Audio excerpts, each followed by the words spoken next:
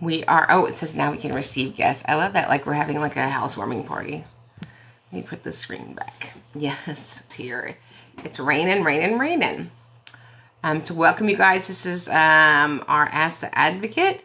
We're excited that you guys are on. I feel like you're supposed to tell us, like we're in charge of y'all. Tell us where you are joining from.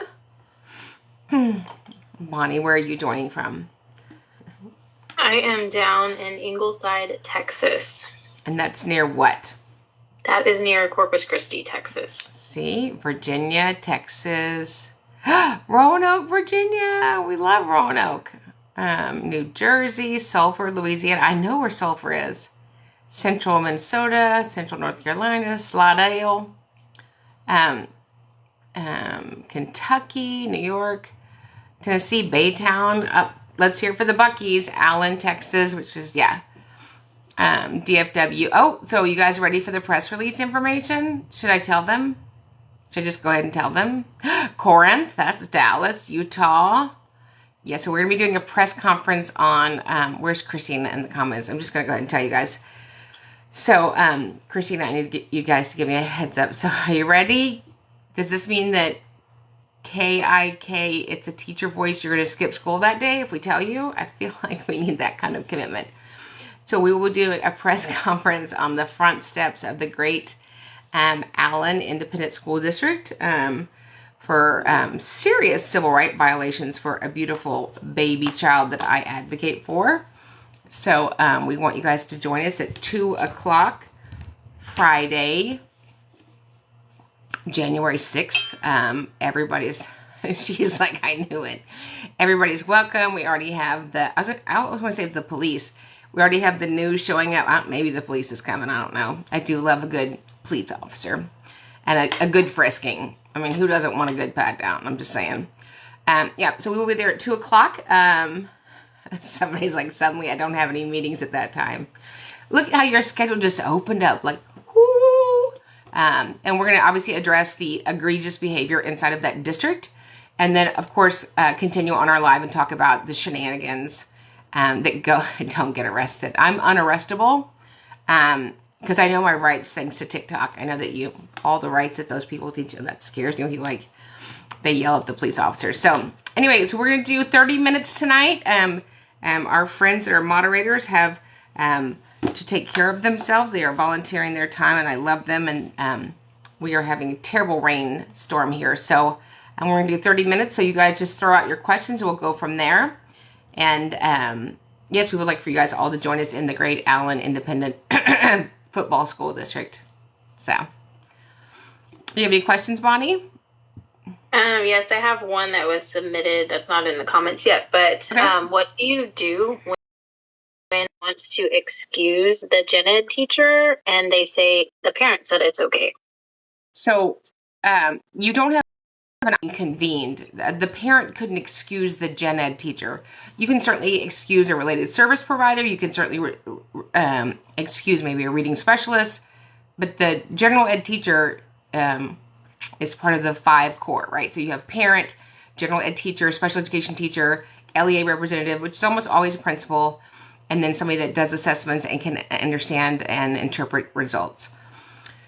So yes, it will be at the admin building, it's Teacher Voice, yes, in Allen, where several of us have been asked to leave, but they won't ask us to leave that day. I wonder if they'll bring us snacks. Do you think they will?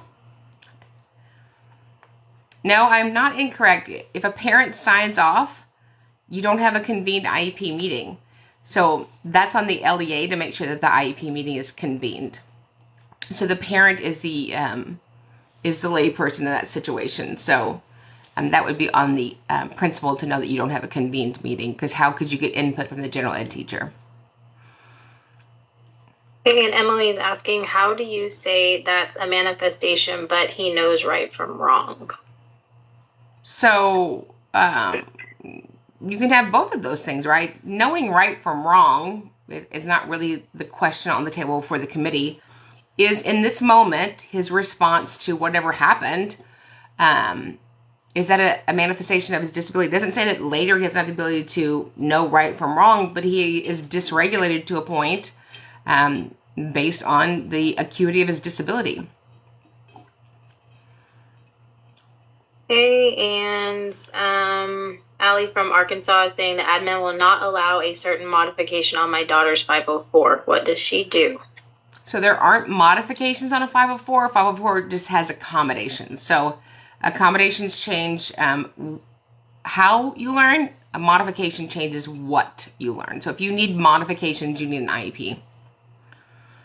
Mm-hmm. Okay. And what would be best classes for a low skill reader for senior year not planning to go to college? I don't know about classes, but I am a huge, massive fan of Learning Ally, and have my clients invest in Kurzweil, Kurzweil. It's the gold standard of reading product. You can speed it up, you can slow it down, you can change the accent. It really teaches kids that it has that great embedded support. You can change the accent. I have kids that could not read, that were in junior high, that were drug babies or foster babies that spent most of the day under their desk and became voracious readers when you give them a product like Learning Ally or Kurzweil. Okay, Jewel is asking, will Friday be filmed? Jewel, you're kidding, right? Of course it's going to be filmed. We're going to go live on Facebook. We're going to go live on TikTok. And then we will put that full TikTok live on Special Education Academy YouTube so that your teachers can share that at your next professional development. I know that Token Cheesehead and Landline are both going to be there. I just, don't you guys feel that, Bonnie? I feel like they're coming, right? I feel like they'll show up. They'll make an appearance. Going back to the first question with the IEP team, Amanda says, can they use another special ed teacher who was not the child's teacher as the gen ed teacher? No. The general education teacher is the general education teacher. Now, if you want to swap out another general ed teacher, then you have a convened meeting. But we don't have two special ed teachers, does not make a general ed teacher. Again, the general ed teacher, which is what all of our students are first, they're general ed students. So if everybody that you were going to dismiss, you wouldn't dismiss the general ed teacher, right? Because they support the student wherever they go. Okay, and what do you do when a child has an IEP, but there is no RSP services provided? What are RSP services? Not sure.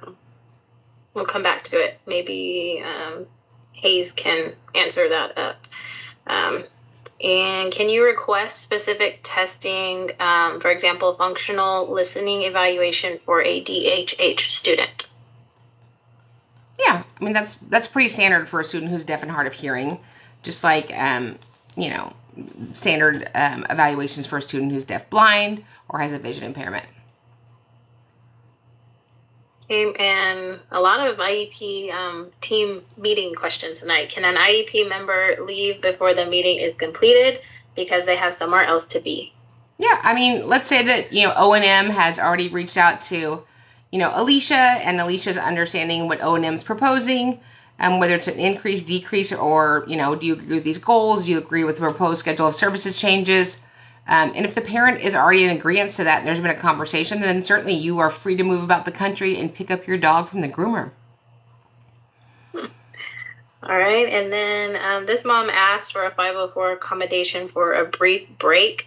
The team said, okay, but it will be suspended if disruptive, quote unquote. So then that's a bias on the accommodation. You don't get to choose whether or not the break is needed by the student. We decided as a committee that he needs that to benefit from his individual education plan. So when it's subjective, which is why nobody at the U.S. Department of Education Office of Civil Rights wants you to put like goofy stuff like at teacher discretion. Really? That's also Hebrew for teacher discrimination, right? We all have biases. I'm very tough. I would probably say these kids don't need that. Somebody really nice like Bonnie would say, give it to them, right? So we don't write things in an IEP document or a 504 that are negotiable, right? At student request, up to, as needed. No. Okay, and then what is the definition of to qualify for visual impairment? So unfortunately that varies. Like if you have a visual impairment, don't ever listen to me. go to Nevada. Actually, in Nevada, they have a prescription, and I had a child that was blind, visually impaired in Texas, and they moved to Nevada, and it was a good thing that I wasn't there in person. They removed his VI eligibility and said he needed to get his behavior together. So, yikes is right. So, unfortunately, some states have reduced the benefit of IDEA, but what it takes to fight a state is pretty hard to, overcome. IDEA, but what it takes to fight a state is pretty hard to, overcome. We're not going to take it, and the federal government has opened up a complaint, and we're going to talk about it. Okay. And I was not getting a call from NASA. How did they do a BIP without an FBA done first? They didn't. That's unbippable. Unbippable. Okay. Are there laws for maximum amount of kids in Maryland classes, or sorry, not Maryland, MD classes in New Jersey? There's no maximum. There's no numbers attached to kids in school. That would be hard to do. There's best practices. Best practices are something I can't print out. If I had 20 kids that were all in need of dyslexia, it'd probably be something that a teacher could tolerate.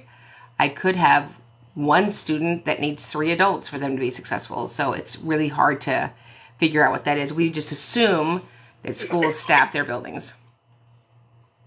Hey, and then Emily asks, I know 504 plans can be used for ADHD. What other diagnoses have you seen used in a 504? A gazillion.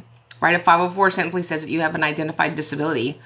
There are countless disabilities in the DSM-5 criteria. Okay, and should all students be full-time inclusion? No, that would make them all the same student. So all students should be looked at with fidelity that have an IEP to look at the best place to maximize their program.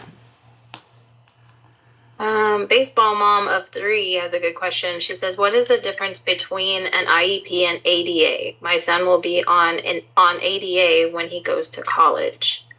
Okay, so ADA has nothing to do with college. So ADA is the Americans with Disabilities Act. It's about access, has nothing to do with education, right? So ADA applies for everybody on the planet. The Individual with Disabilities Education Act is how students receive an IEP between the ages of 3 and 22. A 504 is a civil right that you cannot discriminate against an individual with a disability and deny them accommodations. Okay, and is the child covered by IEP manifestation protection while we await for emotional disturbance testing? If they have the eligibility, then based on how you've written the document, they have coverage where it says, does their behavior impede them? I always put in the document where it says, are they able to understand the student code of conduct? I capture history there, patterns, so that we already have that captured in a document, and it's not news. Okay, and then Trucker AG says, they tell me for him, I guess his son, to get an IEP, he has to be on medicine. I said no. So medicine is nobody's business except for medical doctors that you choose to go to. So I don't know why anybody would open their trap at school and talk about medicine. Just like you don't ask other people at the committee, are you on medicine? Let me make some recommendations. All right, and Carrie Ann is asking, so if you have a child that needs break periods, how would you word that in an IEP? Sure, so I would say allow students break as needed for regulation. I would make sure the student has some sort of system where he could, and with as little disruption as possible, access those breaks instead of calling attention to himself. So I'd figure out a system that works, whether it's a break card, a color change, something on his desk that's discreet. So this question is from Indiana. Can parents paras provide all of the services in place of a teacher of record? in Indiana? Not in America, but God bless Indiana and Article 7, all 135 pages of it. A para is amazing, but that's what they are. They're support staff to the general ed teacher and the special education teacher. So it's a big no. Or as Token Chi said, heck no, with no C, just HEK. Heck no.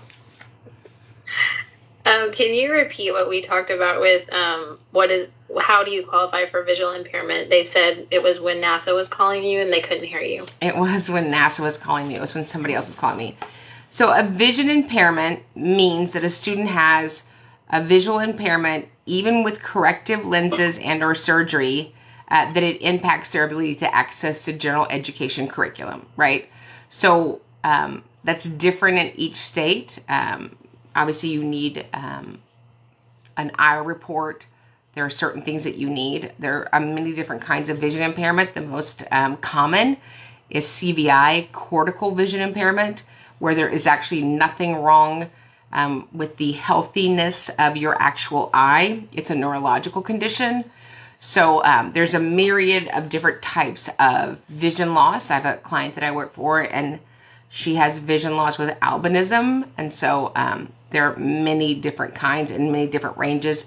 You can have a vision impairment and not need a cane, not need different types of literacy, but it still have an impact on your ability to access a general ed curriculum. Okay. And is there a specific criteria for X amount of paras per SPED class? No. Mm-mm. Okay. And Meg says her son is in temporary placement of BI class. Can I fight them putting him back in his gen ed classes? So I would want to know how the move got there. You know, if you disagree with placement, after you've disagreed twice, you can always file due process, and it's called pendency. And so that puts a stay put in place while we resolve it. Of course, you would have to know how to do that, but everything that we do has to be data driven. Okay, and then Happy to See You says, in an emotional behavior disturbed program, why are children in the safe room every day, all day? The door isn't closed all day, but they are still there for learning. I have zero idea. We're not learning in the safe room. We're de-escalating. Okay, and then Peggy says IEP for severe depressive disorder and anxiety, and now diagnosed with ADHD. Go back and build a plan again? ? Yeah, I mean, we're always children are live living humans. The IEP is a live living document. We're always making adjustments to serve the student correctly. But if he's not in the right setting, don't let that go. Children are waiting for adults to stand up for them and advocate for them. They can't do it themselves.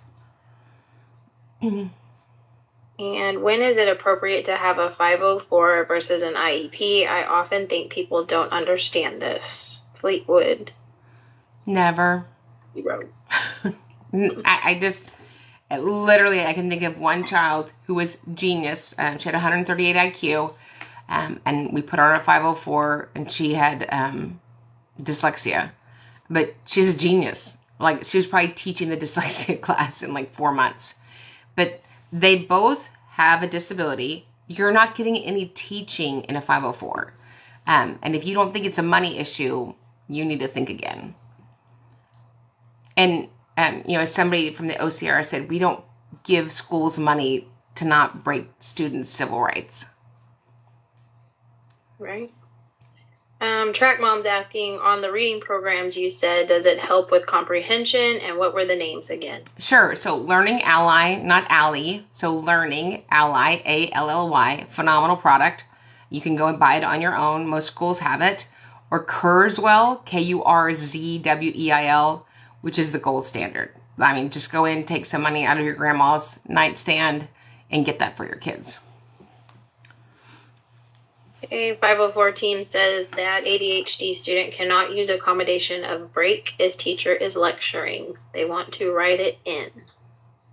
So you're going to determine when his disability impacts him, so his disability can't impact him during a lecture. Lord Jesus, it's a fire. That's just so ridiculous. Like, you're going to know when his disability impacts him. Talk about predetermination.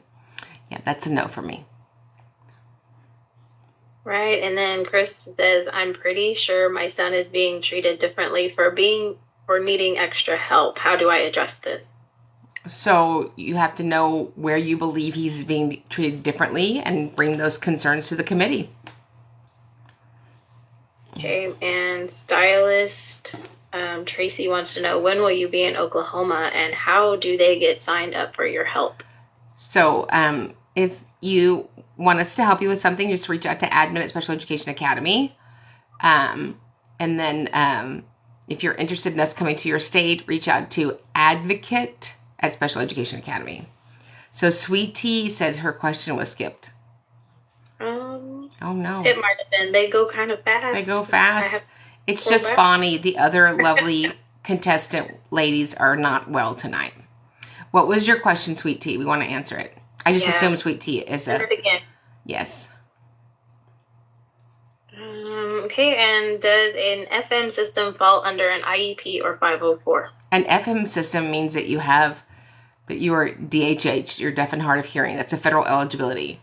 Of course, 2/3 or 3/4 of students who have a sensory disability, vision impairment, deaf blindness, or DHH, deaf and hard of hearing, are under 504. Why?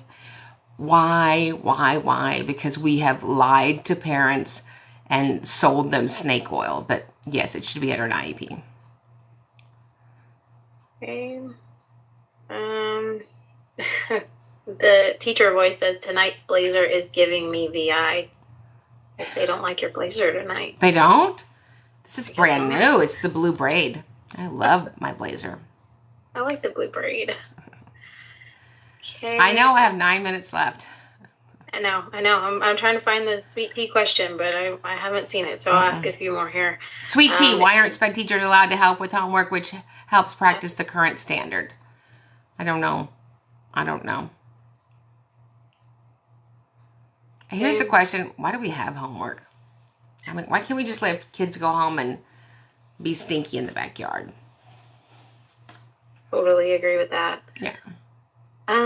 Schools get extra funding for IEP students. Does it usually cost more than the extra funds? So IDEA is an overreach that's underfunded, right? So it would be great to say that every child in America gets everything they need to benefit from their disability. They don't, right? But there's a lot of money in special ed. I was just on a call with some people. There's tons of grant money. There's tons of ESSER funds. But if you don't access them, then there's that. Okay, and then Julia wants to know if a child is in a wheelchair but no learning disability, 504 or IEP. So if you're in a wheelchair, you meet federal eligibility for OI, orthopedic impairment. And with that would become an IEP goal. So, yeah. Okay. And then a high school teacher, I believe, says that special ed has never asked for goal data for any of my IEP kids. What can I do? Oh, Lord. You just go down there and shake them around the shoulders. I think that would be great. They would need that information if we're going to be able to build present levels and make a product for the next year. Okay, and then should only special ed teachers conduct progress monitoring, or can gen ed teachers do this as well? So whoever the implementer is on the IEP goal, so it's a general ed, special ed, and or related or instructional service provider.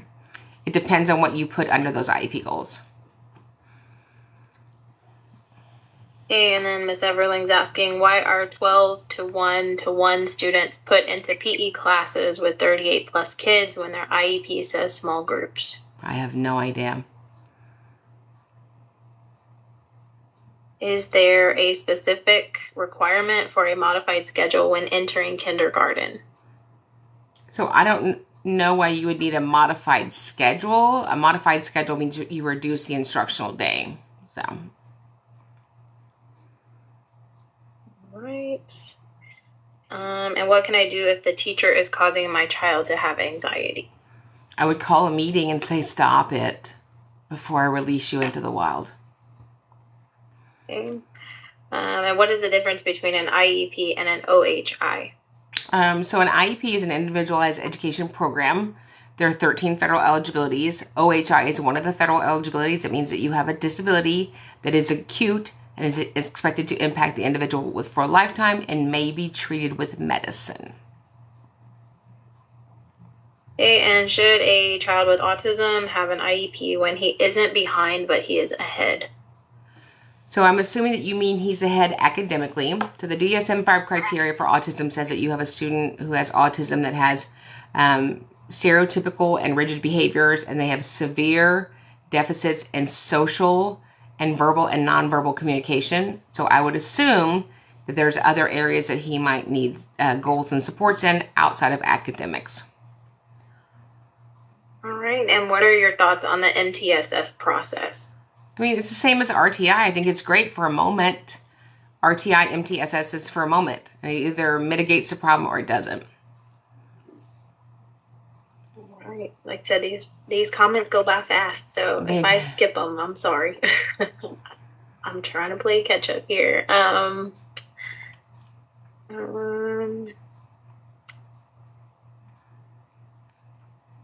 They said your hair is gorgeous. It's a clip-in, but thank you. Like the hair, but not the jacket. You can't make them all happy. Right. What do I do if my school sped teacher isn't meeting my students' minutes? Well, I would file a U.S. Department of Education Office of Civil Rights complaint in 2 seconds. The next 2 day is January 14th and 15th. Is that right, Bonnie? Yes. Yes. Mm-hmm. And thoughts on who all should be involved in teaching, modeling social skills, and pragmatic language? People that are skilled in that, right? So I don't want some really nice person who doesn't have any training in that. You have to have training in that. If you're teaching a skill because there's an identified deficit, I need you to have training in that, right? I love reading, but I'm not a reading teacher, right? So make sure that the person delivering that product is qualified to do that. I had some really nice teachers last year that were trying to teach a child sign language, but they weren't interpreters. So I told them to stop. They were like, immediately? Yeah. So you don't want us to do it at all? Yeah, because you're doing it wrong. Okay, and do all states control how often students get evaluation? Ours is every 3 years. Yeah, correct? It's a federal requirement. IDEA requires it at the latest that we test kids every 3 years, or we look at their need for retesting. So that's a federal requirement that is in all 50 states. Okay, are you seeing any trend of schools expelling and suspending kids with IEPs? Yeah. I mean, it's all over the news. It's all over the news. The discrepancy between kids that are suspended and disciplined with disabilities versus specific races as well. The discrepancy is massive. Okay, and Sweet Tea is asking again if she said, I see my SPED teacher twice a week for 20 minutes. Is this normal? I have 12 504s and 6 IEPs. I don't know if it's normal, but it would be hard to collaborate with that little window of time. Okay, and then student didn't qualify for SPED, 2 years behind reading level. Does that qualify for a 504? So a 504 means you have an identified disability confirmed by a medical doctor and you're in need of accommodations. Okay, and does one have to have a law degree to become an advocate? I don't have any degrees. I don't have 0 degrees. I do have a Costco card and a Sam's card. So you don't need to have any you don't need to be certified, bona fide, or glorified to be an advocate. It would help if you like children, though. All right. And then can the school take away my kid's IEP even though he is on the spectrum and he does need therapy? So the school doesn't get to take away or give stuff. We do everything based on data and as a committee decision. Otherwise, it's predetermination. Okay. And let's see. Last one, I guess, at 7:29. It is 7:29. And I was wondering, how can a social worker help improve advocacy for 504 IEPs? So, I mean, we love social workers. We love wraparound services. We love an LPC. We love behavior specialists. We love an LSSP. We're all a team. And the reason we bring in the team is because we all see things from a different facet. And when we put them all together, it maximizes the outcomes for kiddos. Okay, last one for sure, though, because Christy says, I was at my kid's initial ARD and I asked for a recess. They said no and continued without me. What do I do? They continued without you? We call that bad manners, and we call that retaliation. I certainly would be filing with the U.S. Department of Education Office of Civil Rights. So when you guys join us next week, Friday, January 6th, in the Dallas area at Allen Independent School District, right there on the front steps, it's going to be good. So please join us, at least by Zoom, because it's going down, and I think they're going to yell timber, but probably not. They're not that clever. No, you guys are the best. So Alicia is giving us the good night. So Alicia is giving us the good night. We will be back next Tuesday night. But if you want more information about the press conference, just email us and we'll get you that. And then KIKI Teacher Voice is going to be there. She's going to be serving snacks. Not 6 p.m. No, it's not 6 p.m. It's 2 p.m. 6 p.m. the sun will be down. I'm sure they'll be having football practice in Allen, Texas, because there's nothing more important than that, is there? Football.